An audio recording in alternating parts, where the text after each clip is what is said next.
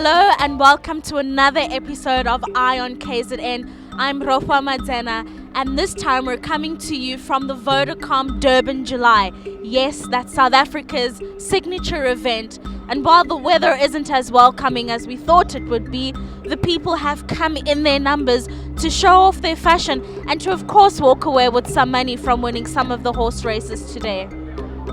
July fever hit Durban again this year as people from around the world came to enjoy some of the Vodacom Durban July's finest offerings. That's of course fashion, food, drink, and of course premium horse racing. The race was first run in 1897, and now, over 100 years later, the event accommodates over 50,000 people each year. The Vodacom July has been dubbed as Africa's greatest horse racing event, and each year the bets get higher, just as the standard of fashion produced by some of the country's finest designers. It's estimated that each year bookmakers deal with an estimated betting splurge of over 200 million rand. You're still tuned into this episode of Eye on KZN. We're coming to you from the Vodacom Durban July, and I'm currently standing with Vuyani Jachana, Chief Officer for Vodacom Business. Vuyani, thank you very much for joining us this afternoon. Tell me, when did Vodacom get involved in the Durban July? Yeah, Ramwa, we have been involved with the Durban July for this is our 16th year that we've been involved, and we are still very, very proud to be associated with the event. It's one of the premium events in the calendar of events in KZN, and it's contributing a lot to the economy, and we're proud to be an enabler for this kind of event.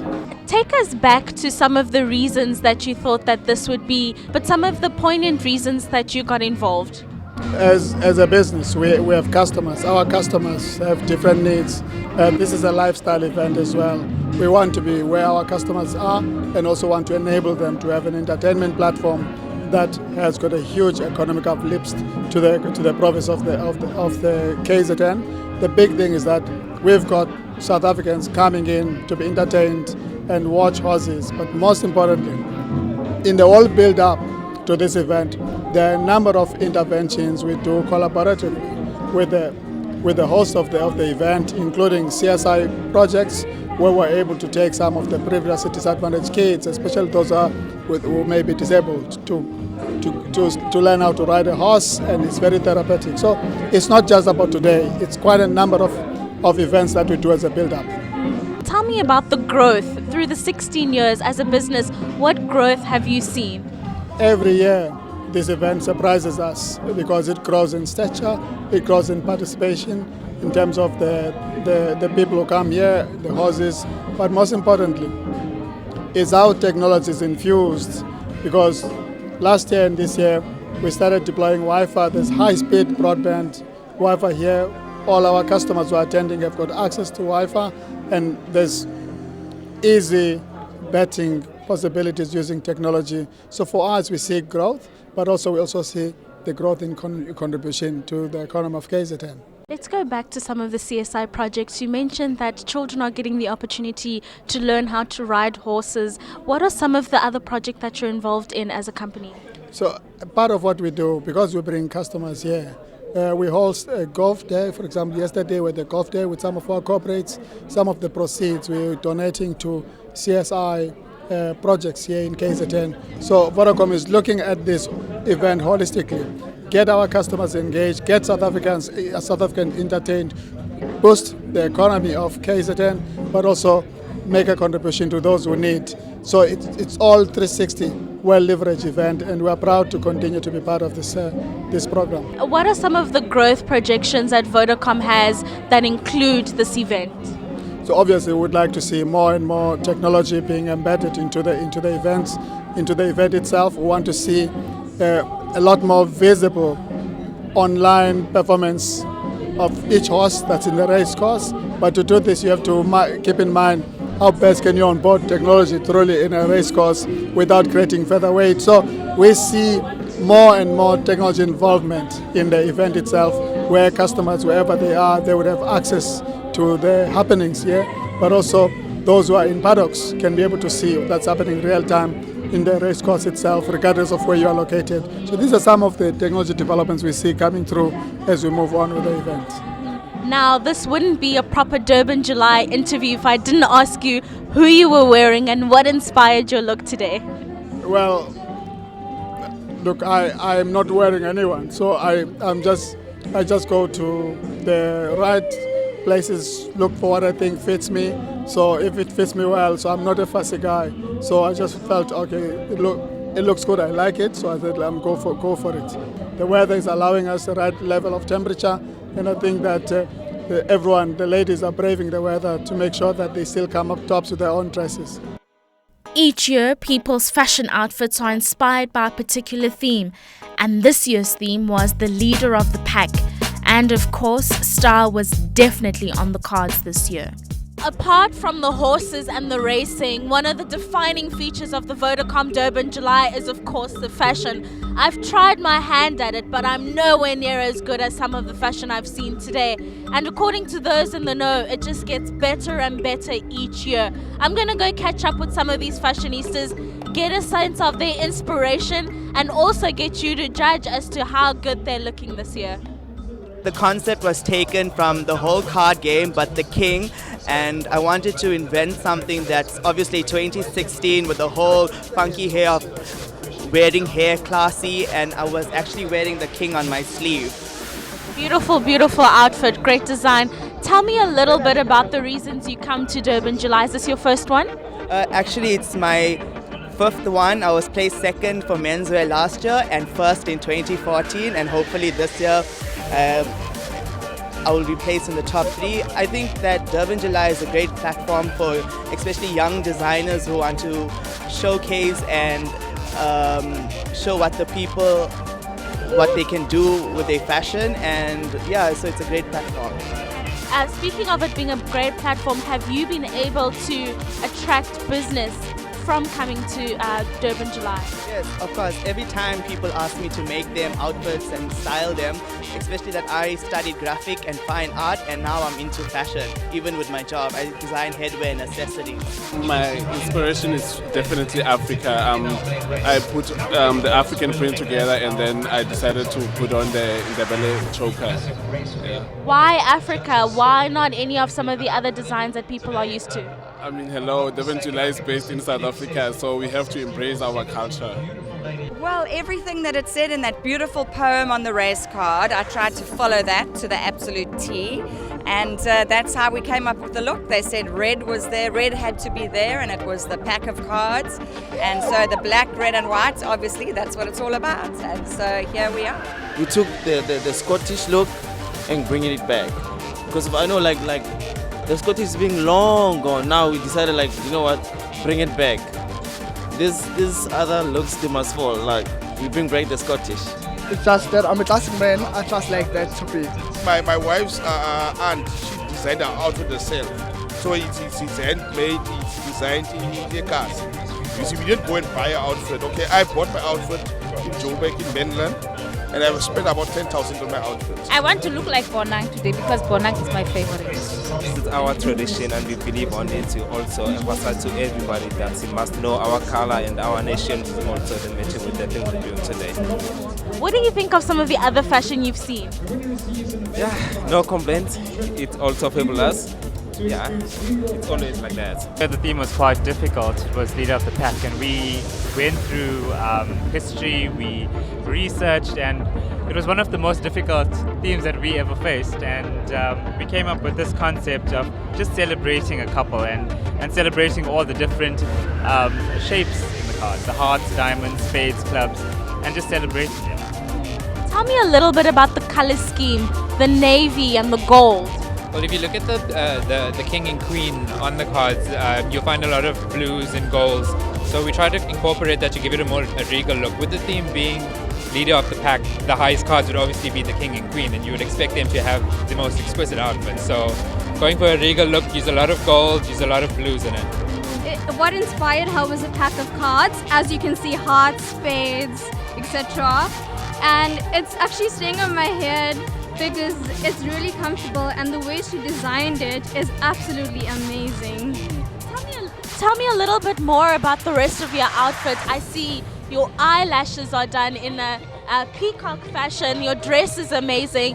Tell me a little bit about that. Okay, so we basically wanted to go a little bit off and we wanted to just be out there. So we wanted to use bright colors and make the outfit be really, really vibrant.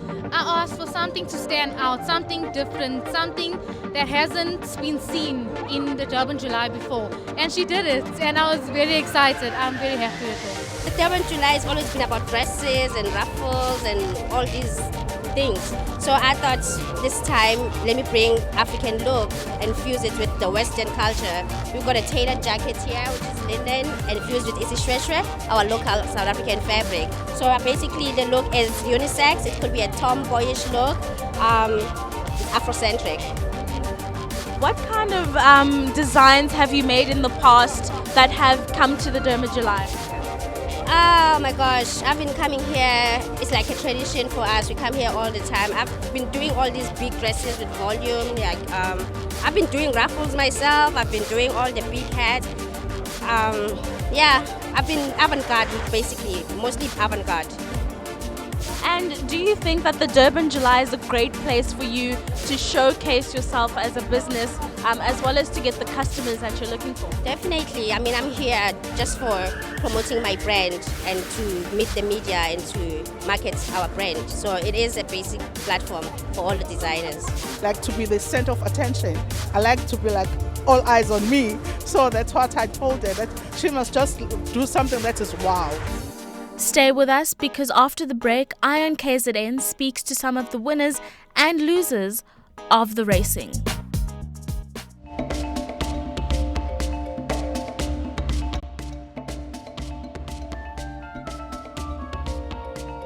You're still tuned into Ion KZN and we're coming to you from the Vodacom Durban July.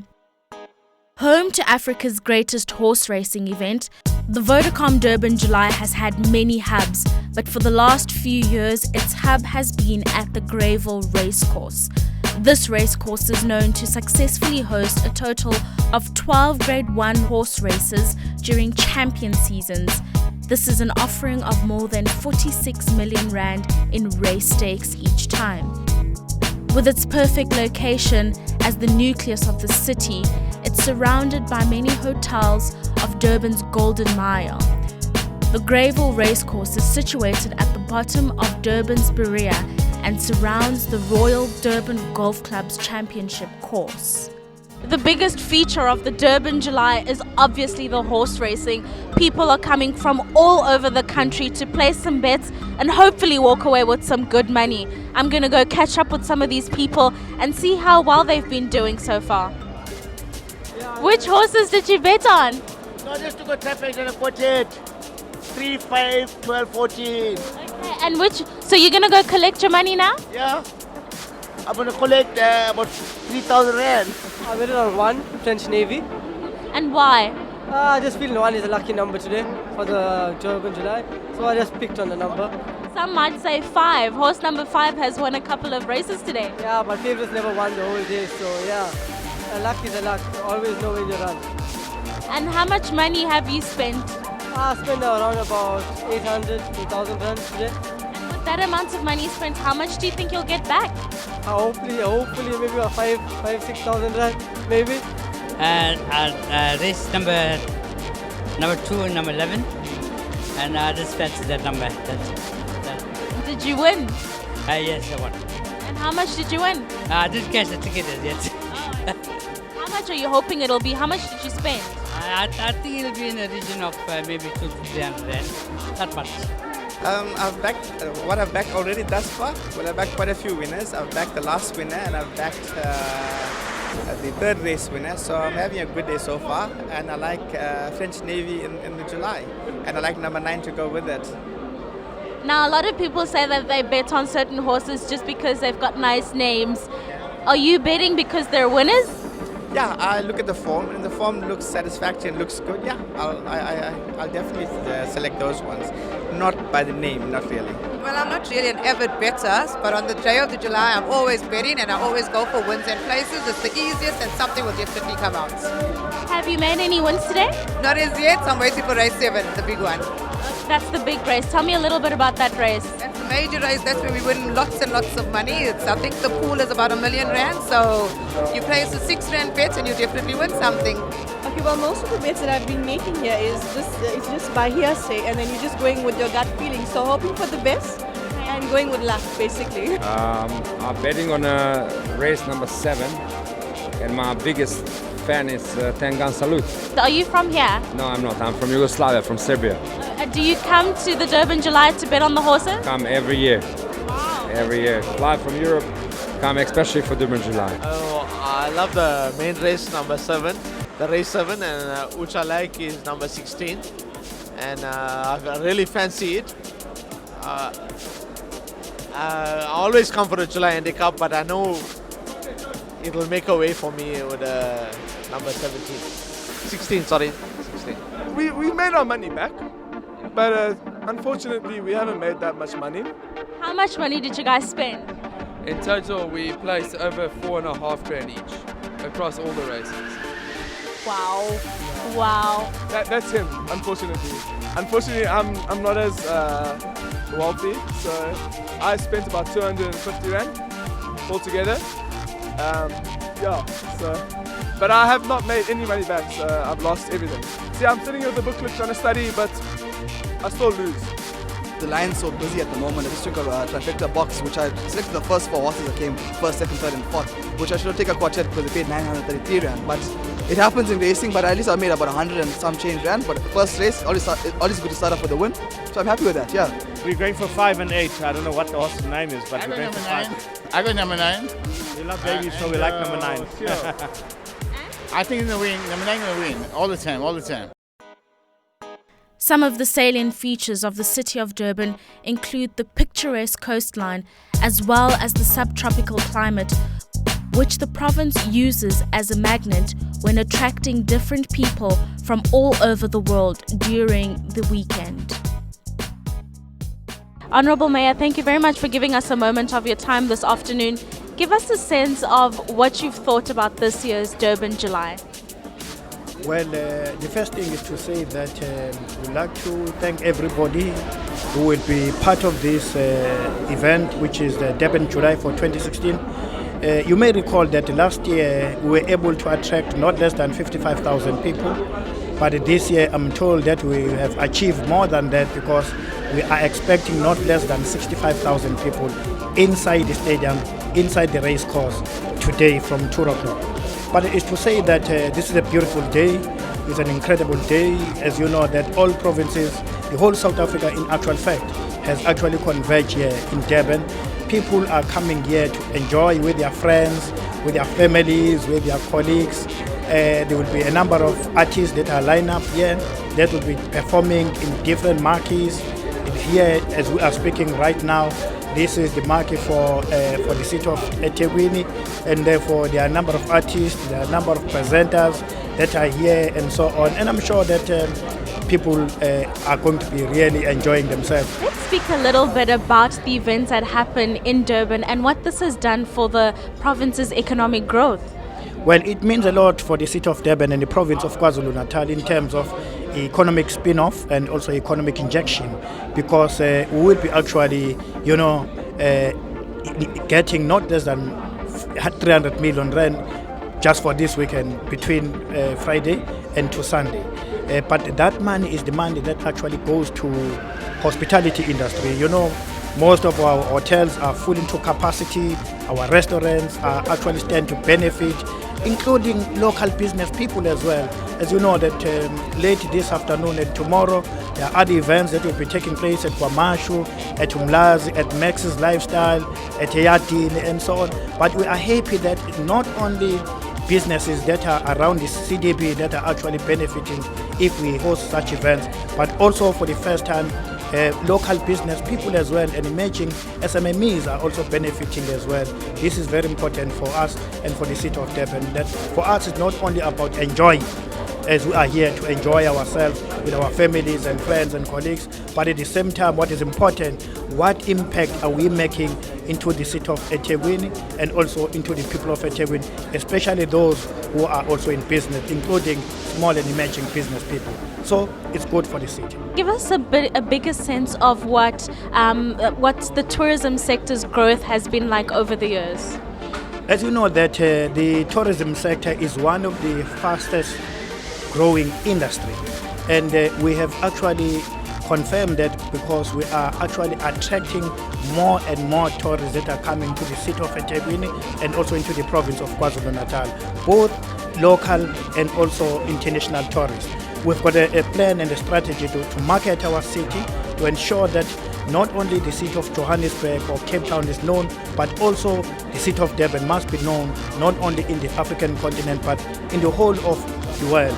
And we are very happy to say that our marketing strategy is working very well, because more and more tourists are coming to the city of eThekwini and are also visiting the province of KwaZulu-Natal. Could you just give me a sense of some of the plans, so some details as to the plans that the city of Durban is engaging in to help stimulate not only the economic growth but the visibility to the rest of the continent?